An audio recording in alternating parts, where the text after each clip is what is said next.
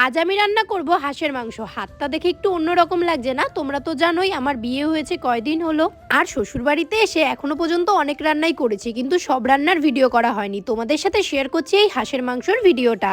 আমি অবশ্য হাঁসের মাংস কখনো খাইনি, তোমরা যারা যারা খেয়েছো অবশ্যই কমেন্ট করে জানিও। পুরো চিকেন যেভাবে রান্না করো সেভাবেই রান্না করতে হবে। আমার বর আর শ্বশুর বাড়ির লোকজন রসুন খেতে পছন্দ করে বলে আমি এখানে একটু রসুনটা বেশি দিয়েছি, আর দিয়েছি চুই ঝাল, ক্যাপসিকাম।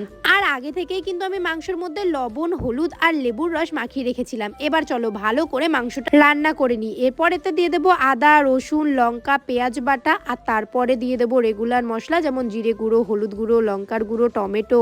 মা বলেছিল হাঁসের মাংস রান্না করতে অনেকক্ষণ লাগে, তাই একবার সিটি দিয়ে নিতে, কিন্তু এই মাংসটা এতটাই সফট ছিল যে রান্না করতে আমার বেশি টাইম লাগেনি আর সিটিও দিতে হয়নি। ভালো করে মাংসটাকে কষিয়ে জল দিয়ে ফুটিয়ে নামানোর আগে গরম মশলা, মিট মশলা আর ধনেপাতা কুচি দিয়ে নামিয়ে নিয়েছি। খেতে তো দারুণ হয়েছিল। চলো টাটা।